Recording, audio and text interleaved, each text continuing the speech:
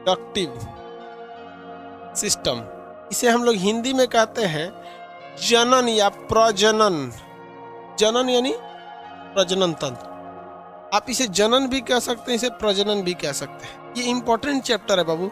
जिस तरह से ब्रेन से क्वेश्चन आया था उसी तरह से इससे भी क्वेश्चन आते हैं। ध्यान से समझेंगे, अभी के क्लास में कंप्लीट हो जाएगा। नौटंकी करेंगे नहीं कंप्लीट होगा। पहले एक बार कंप्लीट पढ़ लीजिए, उसके बाद हम आपको क्वेश्चन पूछने के लिए टाइम दे देंगे। क्योंकि होता क्या है कि आगे आप पूछ देते हैं, हम पढ़ाने ही वाले रहते हैं। क्या पूछ रहे हैं सर? एक्शन क्या है, एक्सॉन क्या है?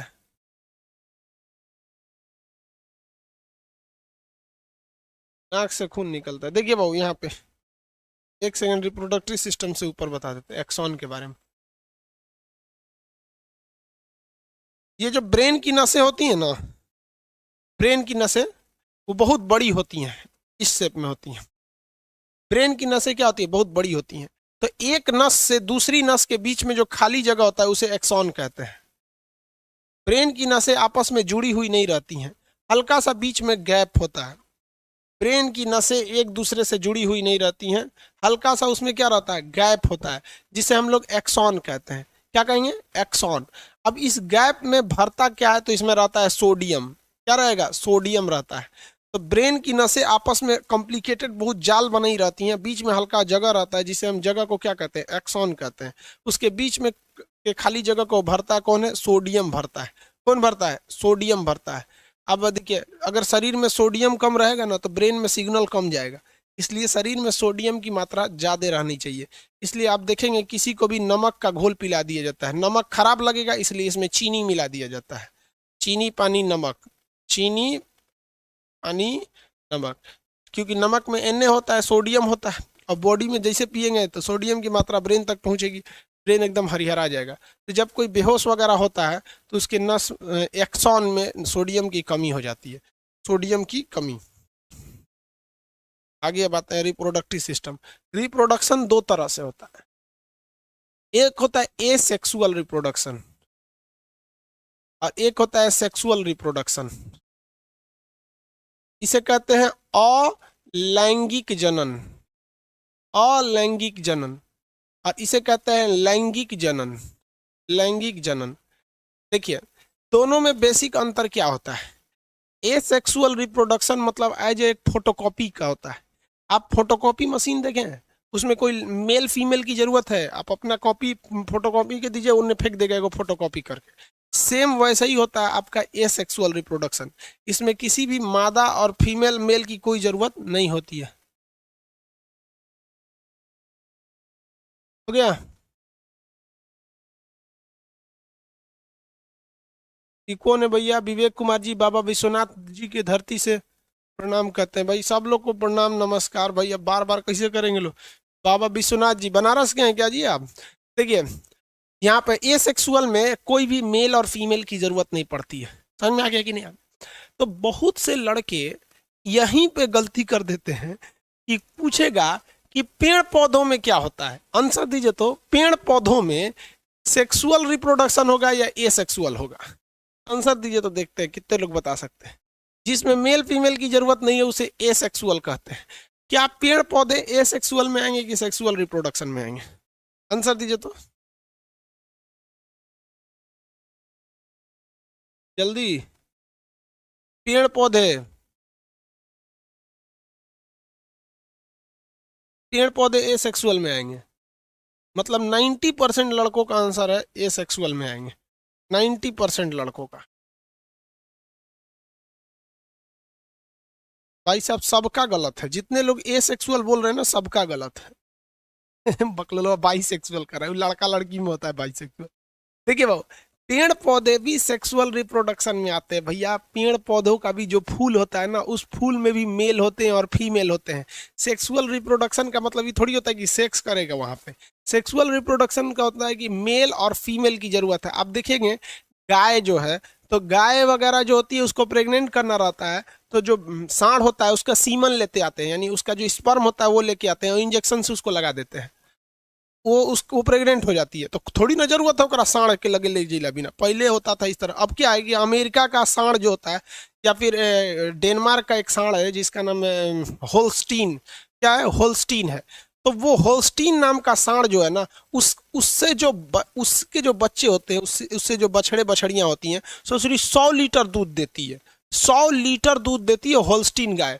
तो भारत वाले ने सोचा कि हम अपनी गाय को जहाज में भेज दे डेनमार्क, और वहां उनसे सांड से मीटिंग करा के उससे प्रेग्नेंट कराए, तो हमारी भी गाय दूध अच्छा देगी। लेकिन एगो दिक्कत ये था कि होल्स्टीन गाय जो होती है, उसका जो बच्चे होते हैं उनको ठंडा टेम्परेचर चाहिए 20 डिग्री सेल्सियस, जबकि भारत में ससुरा 45 डिग्री टेम्परेचर हो जाता है गर्मी के दिन में, ओकर एसी में रखना पड़ेगा। तो हो गया दिक्कत, जितना के दूध ना दिए उतना के ससुरा एसी लगा दिए उनके खातिर। तो भारत में एक और गाय थी जिसका नाम था फिजिशियन गाय। क्या नाम था, फिजिशियन। फिजिशियन एक ऐसी गाय है जिसमें सबसे ज्यादा रोग प्रतिरोधक क्षमता है और ये गर्मी बर्दाश्त कर लेती है। इसलिए भारतीय वैज्ञानिकों ने डेनमार्क जाके, अमेरिका के पास यूरोप में देश है एक तो बहुत बड़ा, डेनमार्क जाकर वहां से जो होल्स्टीन गाय था उसका सीमन ले आया, और उसको ठंडे सीमन को नाइट्रोजन में रखते हैं, और उसको ले आके फिजिशियन गाय में इंजेक्ट कर दिया। फिजिशियन गाय प्रेग्नेंट हो गई। किसके सीमन से प्रेग्नेंट हुई थी? सीमन मतलब होता है स्पर्म से, तो वो होल्स्टीन से। इससे जो बच्चा हुआ, और इस ससुरा वो 40 लीटर दूध देने लगा। जो बछड़ी हुई 40 लीटर दूध देने लगी, और गर्मी भी नहीं खोज, इसको ठंडा गर्मी से मतलब नहीं, क्योंकि उसमें आधा माँ का गुण है। माँ के गुण से वो बीमारियों से रक्षा कर लेती थी और वातावरण में ढल जाती थी गर्मी। अब बाप के गुण से उसके अंदर दूध देने की क्षमता ज्यादा थी। हर तरह की अलग अलग ब्रीड होती हैं। तो हिंदुस्तान में सबसे ज्यादा दूध देने वाली गाय कौन सी है? होल्स्टीन फिजिशियन HF गाय। ससुरी दिन में 3 बार दुहाती है, और नहीं दुहिएगा ना तो उसका दूध अपने से गिरने लगता है। हम लोग के यहाँ थी एक तो होल्स्टीन फिजिशियन, अभी तो गाय में कोई नहीं है क्योंकि कोई करने होने वाला अब है नहीं। लेकिन इतना बड़ा इसका थन होता है, मतलब समझ रहे हैं छा इतना बड़ा बताया इतना। अब जो 40 लीटर दूध देगी, सोचते हैं थन भी तो उतना बड़ा होगा, और बहुत बड़ी गाय होती है, और दिखती है जर्सी की तरह। ना वो जर्सी है ना फिजिशियन है, वो होल्स्टीन और फिजिशियन है। तो ये सब में, जानवरों में भी अब बताइए ना, अब आप कहेंगे तो ये तो ए सेक्सुअल रिप्रोडक्शन हो गया। अगर बाप था ब्रिटेन में, ई यहाँ पर हो गया। अब कुछ दिन में ऐसे मेल फीमेल में भी होगा। अब आदमी रहेगा अमेरिका और मेहरारू रहेगी जर्मनी, तो ऐसे ही होल्स्टीन फिजिशियन करा देगा। तो ए सेक्सुअल में कोई जरूरी नहीं है। देखिए पेड़ पौधे ए सेक्सुअल में नहीं आते हैं, पेड़ पौधे सेक्सुअल में आते हैं सर। जिसमें मेल और फीमेल हो गया वो सेक्सुअल में आते हैं सर। ए सेक्सुअल में 3 चीजें आती हैं सर। देखिए विखंडन, मुकुलन,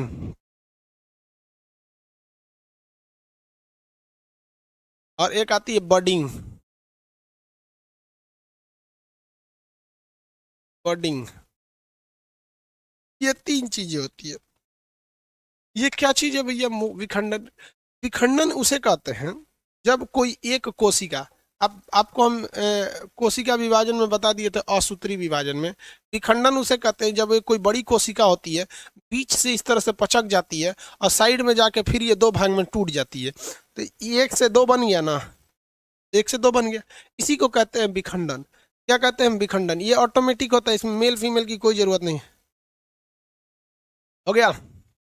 एक आदमी पूछ रहे हैं सर गाय का सीमेन कितने दिन तक रह सकता है? अब ये डिपेंड करता है कि आपने किस गाय का लाया है। सबकी वैरायटी अलग होती है। हालांकि 20 से 25 दिन तक सीमेन को स्टोर किया जा सकता है। आगे देखिए, सीमेन स्टोर करने के लिए कंपनी आती है अलग से, वो बहुत बहुत जटिल प्रक्रिया होती है। देखिए, तो जब कभी विखंडन क्या होता है, एक बड़ी कोशिका जब 2 छोटी कोशिकाओं में टूट जाती है तो इसे विखंडन कहते हैं। ये सेम उसी तरह था जिस तरह से ए माइटोसिस हुआ था, यानी असूत्री विभाजन। इसमें मेल फीमेल की कोई जरूरत नहीं होती है। जब एक कोशिका बड़े होकर 2 भागों में बढ़ जाती है तो उसे क्या कहते हैं? असूत्री विभाजन। वैसे ही होता है। मुकुलन में क्या होता है? मुकुलन मुकुलन एक ऐसी प्रक्रिया होती है जिसमें शरीर का कोई एक अंग बड़ा होकर वो मुख्य चीजों से अलग हो जाता है। जैसे कोई पेड़ है, इस तरह से ये पेड़ है, इस पेड़ का एक ये वाला भाग है। मुकुलन में क्या होगा ना कि इसका ये वाला जो पोर्शन है बड़ा हो जाएगा। इस तरह से देखिए, ये वाला जो पोर्शन है ये क्या हो गया? बड़ा हो गया। और एक वक्त आएगा कि यहाँ से कट जाएगा, और कट के ये गिर जाएगा यहाँ पर, और फिर यही आगे जाके सेम शकल का एक नया पेड़ बना लेगा। सेम शकल का नया पेड़ बना लेगा। तो जब कि शरीर के ही किसी अंग के कट जाने से एक नया चीज बन जाता है तो उसे क्या कहा जाता है? मुकुलन कहा जाता है। ये छोटे मोटे जीवों में होता है, असूत्री विभाजन में। ये जरूरी नहीं है हम लोग के लिए पढ़ना, लेकिन बता दे रहे हैं आपको। तो ये किससे होता है? शरीर के कट जाने से होता है, शरीर के कट जाने से हो जाता है मुकुलन। क्या हो गया? मुकुलन। किसी को दिक्कत है जी? इसके ऊपर मूवी है जी? क्या क्या कमेंट बोलते हैं। चलिए मुकुलन हो गया। आगे देखते हैं लोग। अब इसके बाद तीसरा आता है कायिक जनन। तरीके मुकुल यहाँ लिख दिए, मुकुलन को ही इंग्लिश में बॉडिंग कहते हैं, बॉडिंग। यहाँ होता है कायिक जनन। कायिक जनन। कायिक जनन में क्या होता है भैया? जब कभी शरीर के किसी एक अंग द्वारा, एक शरीर जैसे, कैसे बताएं आपको, कोई एक पौधा देखे होंगे, एक पौधा है, उसके ऊपर एक दूसरा पौधा वहीं से निकल जाता है, जड़ की जरूरत नहीं है, वहीं से एक दूसरा निकल जाता है। तो इसकी ये काया है, यानी शरीर है, इसी काया से एक और निकल गया तो उसे कहते हैं कायिक जनन। इसमें मेल और फीमेल की इसमें भी कोई जरूरत नहीं पड़ती है, मेल फीमेल की इसमें भी कोई जरूरत नहीं पड़ती है। इसका सबसे अच्छा एग्जाम्पल होता है पथल चट्टा। एक पौधा होता है पथल चट्टा, वो देखिएगा उसके पत्ती से एक दूसरा पौधा निकल जाता है, उसकी पत्ती से दूसरा पौधा क्या हो जाता है? निकल जाता है। तो इसके लिए कोई भी मेल और फीमेल की जरूरत नहीं होती है, ये उतना इंपॉर्टेंट नहीं होता है। मेन होता है ये सेक्सुअल रिप्रोडक्शन, ये दोनों में होता है। प्लांट में भी होता है, जितने भी पौधे हैं, और एनिमल में भी होता है। एनिमल में, एनिमल दोनों में ये होते हैं सब सेक्सुअल। ये सेक्सुअल में क्या होता है? विखंडन। कोई एक कोशिका दो में चली गई, वो विखंडन हो गया। शरीर का कोई एक अंग है, कट के फिर वो एक नया शरीर का निर्माण कर लिया, वो क्या हो जाता है भैया? मुकुलन हो जाता है। और कायिक जनन में बताएंगे भैया, कायिक जनन क्या होता है? इसमें शरीर का ही, शरीर के ऊपर से एक नया पौधा निकल जाता है, उसे क्या कहेंगे? कायिक जनन के नाम से जानते हैं, कायिक जनन के नाम से जानते हैं। हो गया।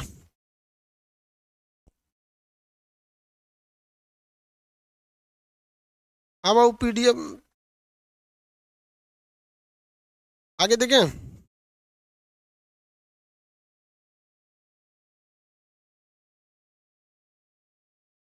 किसी को माथा चढ़ जाता है, वो क्या होता है भाई? माथा कौन चीज चढ़ जाता है?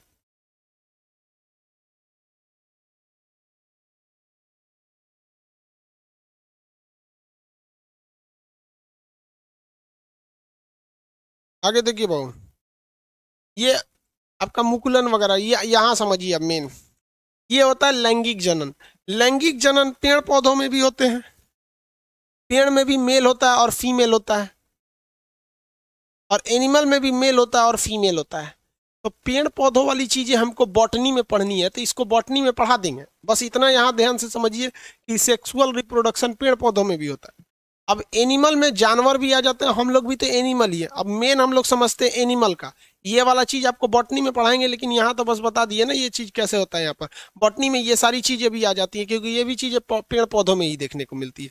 तो ये चैप्टर एक्चुअली क्या है कि रिप्रोडक्टिव सिस्टम चैप्टर जो आता है वो जूलॉजी के अंदर आता है, लेकिन इसमें क्या है कि पेड़ पौधे दोनों आते हैं। तो जूलॉजी में हम मेन किसको ध्यान देखते हैं? एनिमल्स को, और बॉटनी में ध्यान देंगे पेड़ पौधों को। तो यहाँ तो आप एक ओवरव्यू समझ में आ गया ना कि पेड़ पौधों में भी सेक्सुअल रिप्रोडक्शन होता है। और जब बॉटनी, जब जस्ट इसके बाद स्टार्ट होगा, जूलॉजी अब तो खत्म होने वाला है, उसके बाद आपको बॉटनी में एक क्लियर कर देंगे। अब एनिमल में आते हैं हम लोग रिप्रोडक्शन के लिए।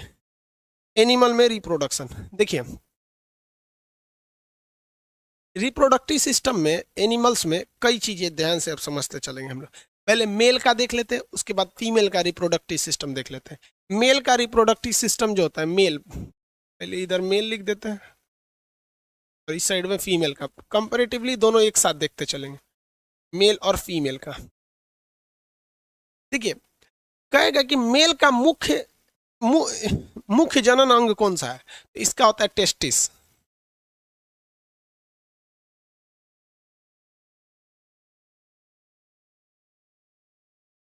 हेलो,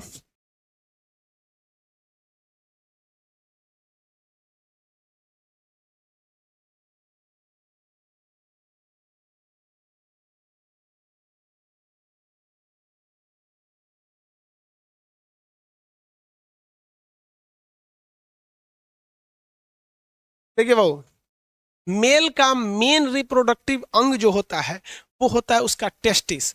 टेस्टिस की संख्या कितनी होती है? तो 2 होती है। टेस्टिस की संख्या 2 होती है और इसमें एक नस निकली रहती है जिसे हम लोग कहते हैं वैस, और ये जुड़ी रहती है पेनिस से, ऊपर जाके जुड़ी रहती है पेनिस से। पेनिस बाबू ये मेन रिप्रोडक्टिव सिस्टम नहीं है। अब ध्यान से समझिएगा आप लोग। अब इसमें कमेंट उल्टा सीधा करेंगे ना तो कमेंट ऑफ नहीं करेंगे, पूरा एप्लीकेशन से भगा देंगे। फिर आप प्ले स्टोर से भी ब्लॉक कर देंगे तो आप एप्लीकेशन उस आईडी से डाउनलोड भी नहीं कर सकते, फिर तो ऐसे चल जाएगा। इसलिए जरूरी जो चीज़ है उसको समझिए, उल्टा सीधा नौटंकी नहीं कीजिए, क्योंकि ऑनलाइन है, हमको पता है कि कुछ ससुरे पड़ोसी की औलाद है, हक के चल जाएंगे ऑनलाइन में। लेकिन हम आपको बताते हैं कि ऑफलाइन में रहते तो कूच देते हैं आप लोग को, इसलिए जितना बता रहे हो उसको ध्यान से समझिएगा। पेनिस जो है उसके 2 ही काम है, एक पेशाब करने के काम में आता है, दूसरा जो ये टेस्टिस है ये स्पर्म को बनाया है, यानी सीमन को बनाया है। ये सीमन बाहर कैसे आएगा? तो ये एक नस है जिसको कहते हैं वैस, और वैस के रास्ते ये पेनिस को दे देता है। किसे दे देता है? पेनिस। पेनिस का केवल यही काम होता है कि वो स्पर्म को फीमेल के अंदर पहुंचा सके। वो मुख्य रिप्रोडक्टिव सिस्टम नहीं है हमारे बॉडी का। तो मेल का मुख्य रिप्रोडक्टिव सिस्टम क्या होता है? टेस्टिस होता है। क्या होता है? टेस्टिस। अब इस टेस्टिस में 3 चीजें होती हैं, याद रखिएगा। ये गोल वाली चीजें तो क्या होती है? टेस्टिस होती है। इसके बाहर एक हल्की सी परत होती है, इसको हम लोग कहते हैं इपीडिडमिस। इपीडिडमिस 4 बार बोलेंगे याद हो जाएगी। इपीडिडमिस, इपीडिडमिस अधिवृषण। इसको हिंदी में क्या कहते हैं? वृषण कहते हैं। इसको हिंदी में क्या कहते हैं? वृषण कहते हैं। ध्यान से समझिए, टेस्टिस को हिंदी में क्या कहा जाता है? वृषण कहा जाता है। क्या कहेंगे? वृषण। ये बहुत ज्यादा जरूरी है। मेल जो होता है फीमेल के प्रति अट्रैक्ट होता है इसी टेस्टिस की वजह से। इसलिए आप देखेंगे कि सांड और बैल में क्या अंतर होता है। पैदा तो सब सांड होता है, लेकिन सांड के अंदर से ऑपरेशन करके उसकी टेस्टिस को काट के निकाल के फेंक दिया जाता है। तो अब वो सांड क्या बन जाता है? बैल बन जाएगा। उसको गाय के बीच में रखेंगे, उसको गाय से कोई मतलब नहीं है, कोई लाइन उन नहीं मारेगा। लेकिन अगर किसी सांड का टेस्टिस नहीं निकालेंगे तो सांड बन जाएगा, देखते रहेगा चक्कर पकड़। तो जितने भी लैंगिक क्रियाएं होती हैं वो इस टेस्टिस के कारण ही होती है। किसके कारण होती है? टेस्टिस के कारण। आगे बढ़े यहाँ पे। टेस्टिस को सुरक्षा कौन देता है? इपीडिडमिस देता है। क्या देता है? इपीडिडमिस देता है। टेस्टिस का काम कि टेस्टिस किन चीजों को निकालता है? तो देखिए, जहां से यहां से एक हार्मोन निकलता है, टेस्टोस्टेरॉन। टेस्टिस से निकलने वाला हार्मोन क्या है? टेस्टोस्टेरोन। टेस्टिस से निकलने वाला हार्मोन टेस्टोस्टेरोन होता है। ये टेस्टोस्टेरोन में बदबू ज्यादा होती है। टेस्टोस्टेरोन में बदबू क्या होती है? ज्यादा होती है।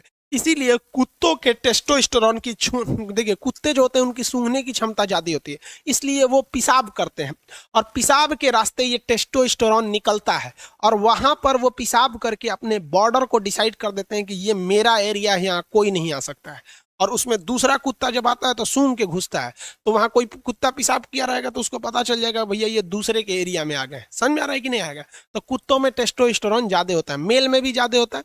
मेल में ही तो होगा भैया, मेल में ही तो टेस्टिस होती है, इसलिए मेल में टेस्टोस्टेरोन ज्यादा होता है। कभी कभी कुत्ते जो होते हैं वो अपना बॉर्डर बनाने के लिए किसी मोटरसाइकिल के ऊपर पेशाब कर देते हैं। और मोटरसाइकिल खड़ी थी, उसका मालिक कहीं गया था, मोटरसाइकिल के ऊपर पेशाब कर दिए। उन्होंने तो अपना बॉर्डर डिसाइड कर दिया। अब मोटरसाइकिल वाले को क्या पता कि उसके मोटरसाइकिल पे कोई पेशाब किया है कि नहीं, तो 10 मिनट में सूख जाएगा। अब मोटरसाइकिल लेके चला जाता है, अब वो मोटरसाइकिल पूरी दूसरे के एरिया में घूम रही है और कुत्ते सूंघ लेते हैं सब।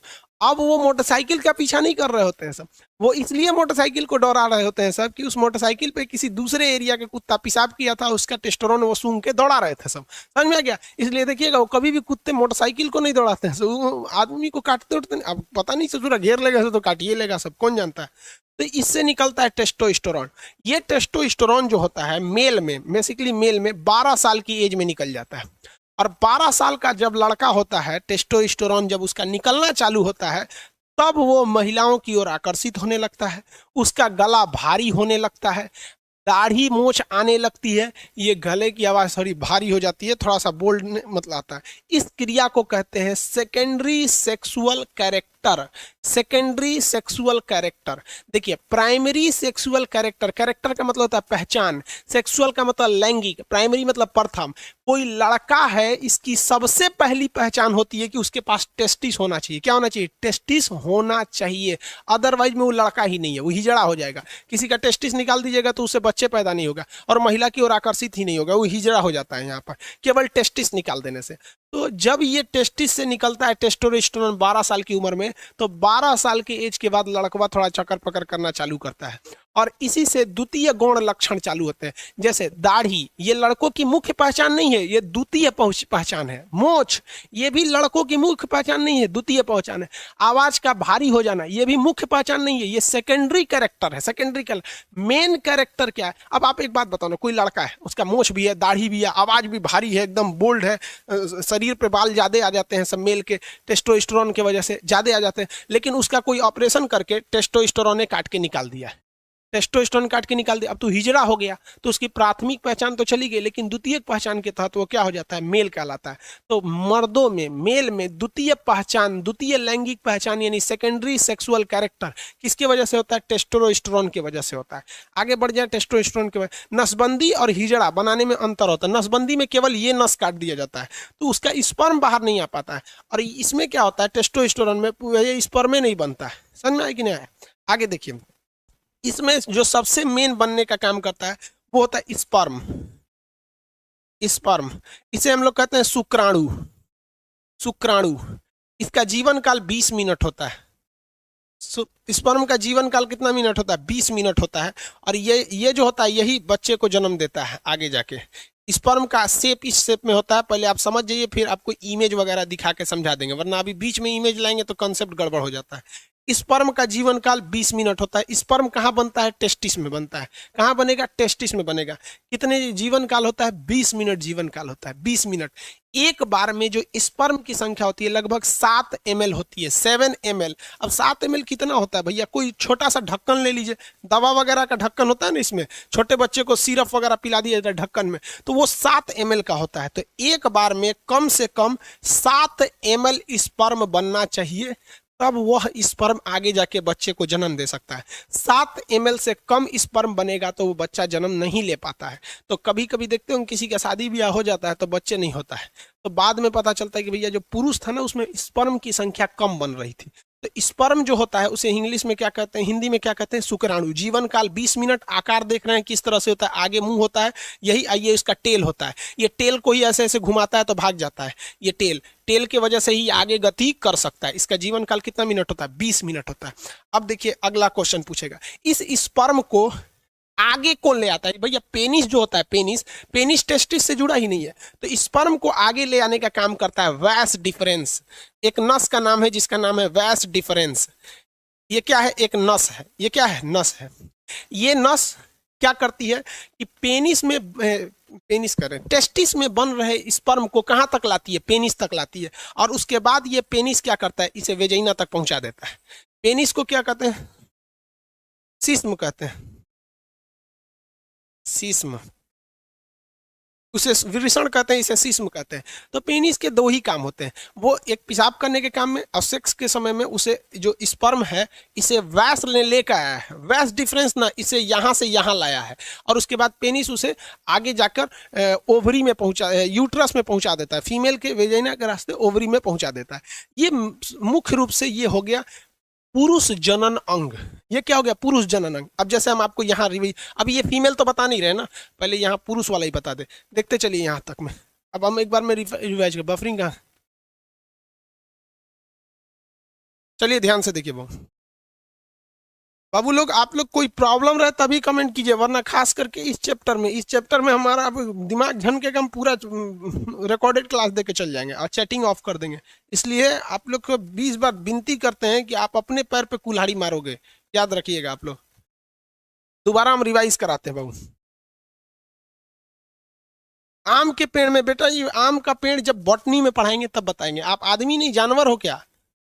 अभी बता दिए ना। अब पुबर्टी क्या होता है? पुबर्टी, रोहित कुमार शर्मा कर, पुबर्टी वो एज होता है जिस एज में एक लड़का को समझ में आ जाता है कि हम लड़का हैं और हमको लड़की चाहिए। एक लड़की को समझ में आता है। पुबर्टी के एज में दाढ़ी मोछ आने लगते हैं, स्पर्म बनना चालू हो जाता है। समझ में आ गया कि नहीं आ गया? और पुबर्टी के एज में महिलाओं में क्या होता है? स्तन का उभार हो जाता है और मेंसुरेशन साइकिल चालू होती है। उस अवस्था को कहते हैं पुबर्टी एज। लड़कों में 12 साल में, लड़कियों में 13 से 14 साल में हो जाता है।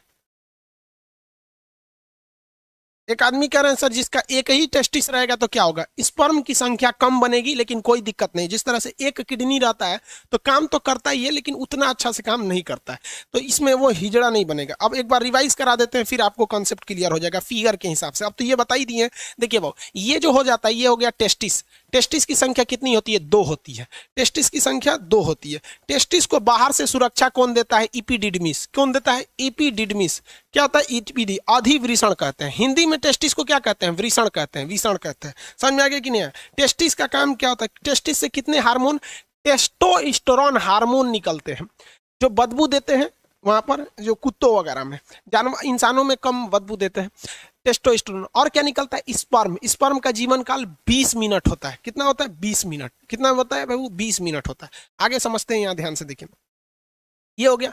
ये नस का नाम क्या होता है, वैस डिफरेंस। ये नस का नाम क्या होता है, वैस डिफरेंस।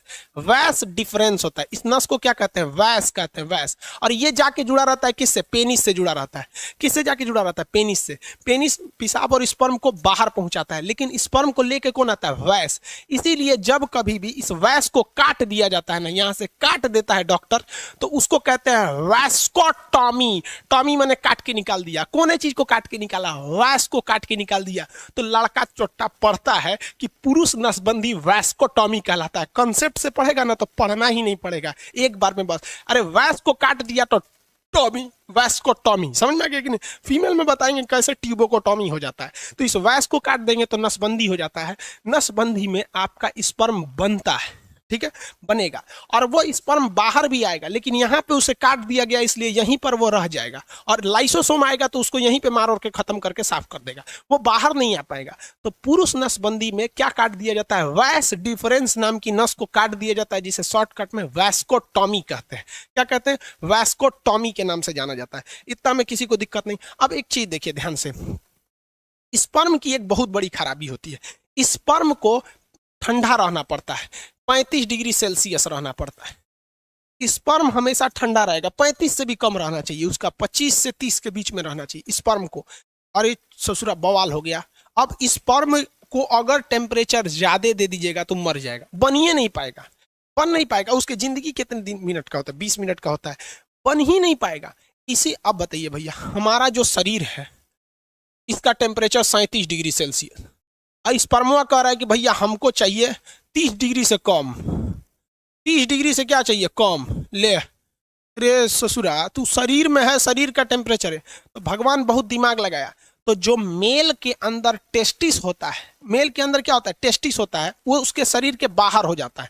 शरीर के क्या होता है, बाहर निकाल दिया जाता है, बाहर लटका दिया जाता है यहाँ पर। इसीलिए जो जो टेस्टिस होता है वो क्या होता है, शरीर के बाहर होता है, ताकि वो टेम्परेचर को कम कर सके। इसलिए पेशाब का टेम्परेचर 37 डिग्री होता है और पेशाब गर्म होता है। लेकिन स्पर्म का टेम्परेचर कभी भी 37 नहीं होता और स्पर्म कभी भी गर्म नहीं होता है। स्पर्म कभी भी पेशाब के जैसे गर्म नहीं होगा। समझ में आ रहा है कि नहीं आ रहा है? किसी को कोई दिक्कत नहीं है यहाँ पर टेस्टोस्टेरोन।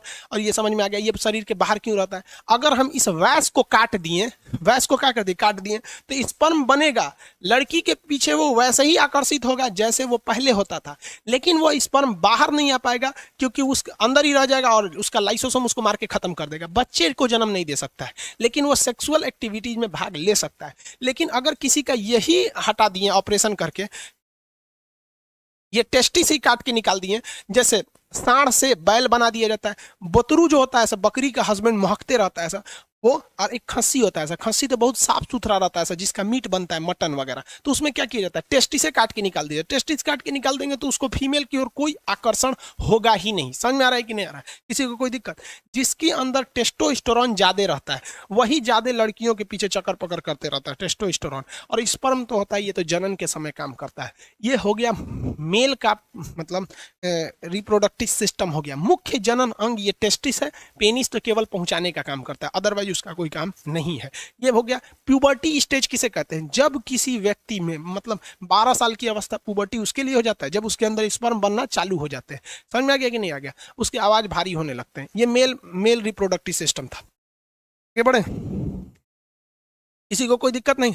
अब यहां देखिए ध्यान से, किसी मेल में एक बीमारी होती है, पहले समझ लो बबुआ, बीर बाद में क्वेश्चन पूछियो। किसी मेल में एक बीमारी होती है। देखिए यहाँ इसको मिटा देना बाबू, इस चीज को ध्यान से समझिएगा। और यहाँ सबसे बड़ा कंफ्यूजन होता है लड़कों को। ये टेस्टिस है, टेस्टिस की संख्या कितनी होती है? दो। एक काट, एक निकाल देंगे तो भी कोई दिक्कत नहीं है, एक से भी वो उतने काम करेगा, बट स्पर्म की जो मात्रा है वो 7 ml से घट जाएगी। ये इसका टेस्टिस है। और यहाँ पर ये कौन सी नस है? ये नस का नाम है वैस डिफरेंस। क्या है? वैस डिफरेंस, वैस डिफरेंस। और यहाँ से ये जुड़ा हुआ है पेनिस से। किससे जुड़ा हुआ है? पेनिस से। अब एक चीज दिक्कत समझिए कि यहीं पर होता है किडनी, यहाँ पे होता है किडनी पेट के ऊपर, और किडनी जो होती है ये पेशाब बना देती है। क्या करती है? पेशाब बना देती है। अब पेशाब की नस भी आके इसी पेनिस से जुड़ी रहती है। ले ससुरा, पेनिस को पेशाब भी निकालना है और स्पर्म भी निकालना है, दोनों का रास्ता अलग है। भाई साहब यहाँ से ध्यान से नहीं समझोगे ना, उड़ जाएगा दिमाग से एकदम सीधे। यहाँ देखो बबुआ, इस डायरेक्शन से क्या जा रहा है? स्पर्म जा रहा है। यहां से क्या जा रहा है? स्पर्म। और इधर से क्या जा रहा है? यूरिन। यूरिन, यूरिन जा रहा है ना। अब यहां पर एक कोई ना कोई रुकावट होनी चाहिए ना, कि भैया जब स्पर्म जाए तो पेशाब को रोक दे, और जब पेशाब जाए तो स्पर्म को रोक दे। दोनों एक साथ नहीं आ सकता है यहाँ पर। तो यहाँ एक दरवाजा लगा रहता है जिसे हम लोग कहते हैं प्रोस्टेट ग्लैंड। क्या कहते हैं? Prostate gland. Prostate gland, prostate gland. समझ में आ गया कि नहीं? प्रोस्टेट ग्लैंड कहते हैं। ये स्पर्म को रोक के रखता है पेशाब के लिए। जिसमें ये प्रोस्टेट ग्लैंड कमजोर होता है, वैसे व्यक्ति जो होते हैं, जब वो कभी रात में सोते हैं या कभी सोते हैं, तो उनकी मेंटली डिसऑर्डर की वजह से इनका टेस्टिस जो होता है स्पर्म बनाने लगता है, और ये प्रोस्टेट ग्लैंड उतना अच्छा काम नहीं कर रहा होता है, तो उनका अपने से वो उसका स्पर्म बाहर आ जाता है। ये बीमारी होती है, इसको डॉक्टर से इलाज कराने पर ये ठीक हो जाती है। समझ में आ रहा है कि नहीं आएगा? तो ये बीमारी बहुत अजीब चीज है, क्योंकि स्पर्म जो होता है वो एनर्जी में बहुत ज्यादा, उसमें एनर्जी लॉस होता है। तो अपने से बन के अगर बाहर चला जाता है तो भी दिक्कत है। किसी किसी में क्या होता है कि वो कंटिन्यू बन रहा होता है और पेशाब के रास्ते आ रहा होता है, तो उसका भी शरीर पे काफी ज्यादा गहरा इफेक्ट पड़ता है। अगर कि यहाँ पर, और मेस्टरबेशन जो होता है, मेल और फीमेल दोनों में मेस्टरबेशन होता है। मेस्टरबेशन उसे कहते हैं कि बिना सेक्स के सेक्स की फीलिंग करना मेस्टरबेशन कहलाता है। और इसमें क्या करता है? पुरुष अपने स्पर्म को जानबूझ के बाहर निकालता है। अगर ये ज्यादा कर देता है पुरुष, जब कभी भी ज्यादा ओवर मेस्टरबेशन हो जाता है, तो ये प्रोस्टेट ग्लैंड कमजोर हो जाती है। फिर उसको एक लंबा चौड़ा खामियाजा भुगतना पड़ता है आगे जाके, और ये एक प्रोस्टेट कैंसर का रूप ले लेता है। मर्दों में सबसे कॉमन है प्रोस्टेट कैंसर, और महिलाओं में सबसे कॉमन है ब्रेस्ट कैंसर। ब्रेस्ट कैंसर इसलिए होता है क्योंकि महिलाएं आजकल अपने बच्चे को दूध नहीं पिला रही हैं, उनको फैशन भागल जा रहा है, तो कैंसर हो जाएगा तो घूमिए तो फैशन करके। और मर्दों में सबसे ज्यादा होता है प्रोस्टेट कैंसर, या तो फिर वो प्रॉपर इलाज नहीं कराते हैं, या फिर ज्यादा मास्टरबेट कर देते हैं, इस वजह से उनका प्रोस्टेट कैंसर हो जाता है। तो कई लड़कों को लगता है मास्टरबेशन मतलब ये चीज जो इस प्रोस्टेट ग्लैंड होता है ये नॉर्मल चीज, ऐसा नहीं है भाई। ये मेल में बहुत ज्यादा ये क्या करते हैं भैया, ये मतलब कहने का सेंस क्या है कि ये एक रिस्की चीज होता है। तो यूरिन को और स्पर्म को रोकने के लिए काम कौन करता है? प्रोस्टेट ग्लैंड काम करता है। मेल का अंग समझ में आ गया?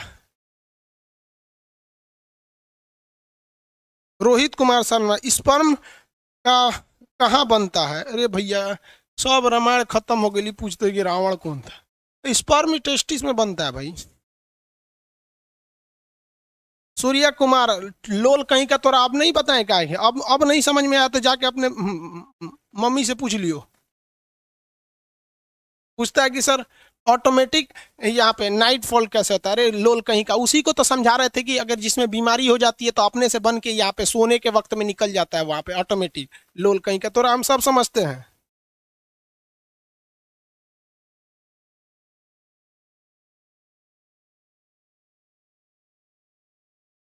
सूर्या कुमार जी बता दिए बबुआ, अब वो नहीं समझ में आ रहा है ना, तो जाके घर मम्मी पापा से पूछ लियो।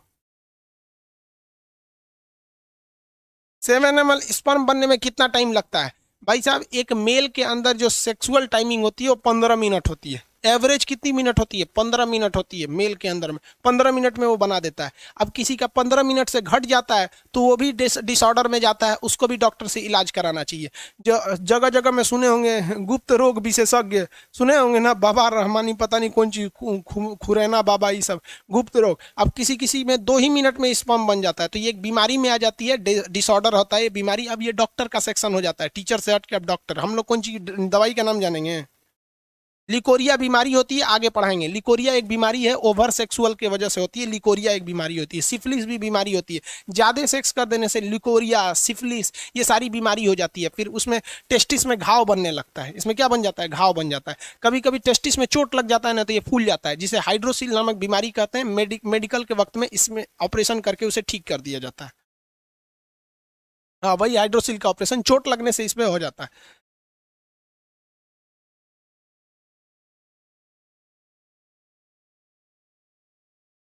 अरे भाई विकास, विकास जी 25 बार लोल पूछ चुका है सर। किसी का एक ही टेस्टिस हो तो क्या होगा? कुछ नहीं होगा रे लोल, कहीं का एगो किडनी होगा क्या होगा? स्पर्म की संख्या कम बनेगी, कोई दिक्कत नहीं है। भाई जो बता दिए हैं उसको 40 बार क्या पूछता है? दीपक यादव, हाइड्रोसिल का ऑपरेशन तो आप ऑपरेशन डॉक्टर करेगा कि हम करेंगे? आओ कर देते हैं भाई,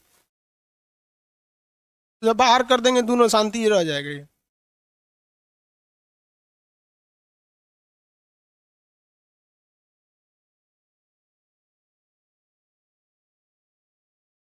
बाबू विकास अहिरवार, आपको ब्लॉक कर देंगे। एक एक क्वेश्चन में 20 बार पूछ रहा है कि एगो टेस्टिस रहेगा, एक एक गो लग रहा है हमरा।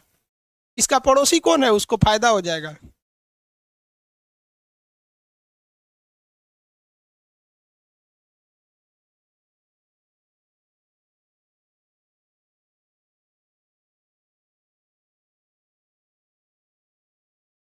अरे रोहित कुमार शर्मा, रिफ्लेक्स एक्शन नहीं बताए। अरे काम करने ऑफलाइन में रहते थूर देते। स्पाइनल कॉर्ड रिफ्लेक्स एक्शन को कंट्रोल करता है। अचानक होने वाली क्रिया, छींक, जम्हाई, पलक झपकना, ये कौन सी है? रिफ्लेक्स एक्शन है। कब के बताएंगे?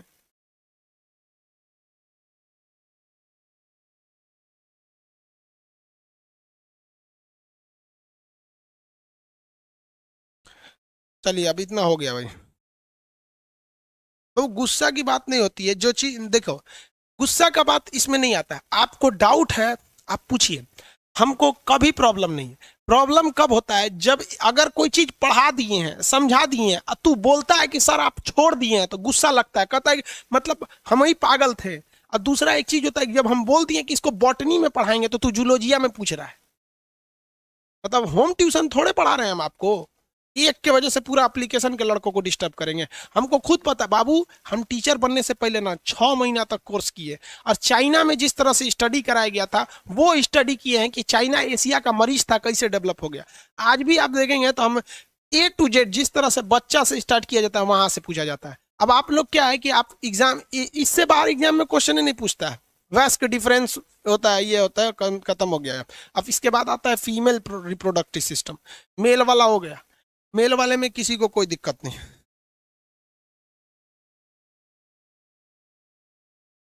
अरे बेवकूफ कहीं का, राजा नंदन साहब प्रोस्टेट ग्लैंड के लिए दवाई का नाम बताओ। अरे भाई साहब, मतलब तू क्या चाहता है? हमको क्या समझ रहा है भाई? हम डॉक्टर थोड़ी है यार। नहीं, हमको दवा नहीं पता रहेगा, हम डॉक्टर नहीं ना बाबू। इसमें किसी को कोई दिक्कत नहीं है। 20 मिनट में स्पर्म नहीं, 20 मिनट में स्पर्म जो होता है वो खत्म हो जाता है। उसके अंदर जो ये शुक्राणु होते हैं ये मर जाते हैं। ये शुक्राणु होता है, 20 लाख शुक्राणु होते हैं। जब अभी फीमेल वाला बता देंगे, पहले एक बार मेल कंप्लीट कर दें, फीमेल कंप्लीट कर दें, फिर दोनों को मिला के बताएंगे कि जाइगोट कैसे बनता है, एम्ब्रॉय कैसे बनता है। आगे देखा जाए, वेस्कोटॉमी आगे बताएंगे। वेस्कोटॉमी मतलब क्या होता है भाई? वेस्क को काट देना क्या हो जाता है वेस्कोटॉमी का? हो गया डाउट इन लोग का कंप्लीट।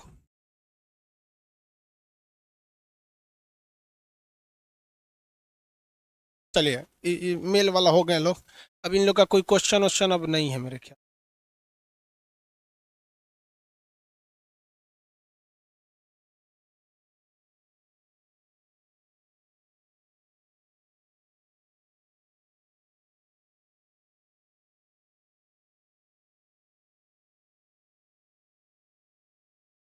आगे देखें, चलो ध्यान से देखते हैं।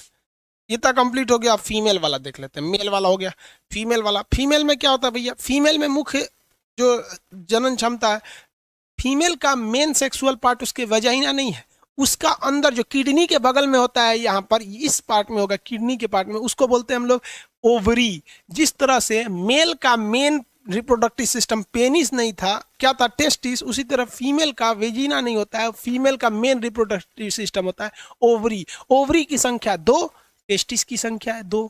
समझ में आया कि नहीं आ गया? टेस्टिस भी सेम होते हैं, पक्षियों में एक टेस्टिस होता है, मतलब वो ओवरी होता है वहां पे, ताकि वो हल्के हो सके और उड़ सके, कोई दिक्कत नहीं आता है। अब आज के लिए इतना ही, कल बताएंगे फीमेल रिप्रोडक्टिव सिस्टम के।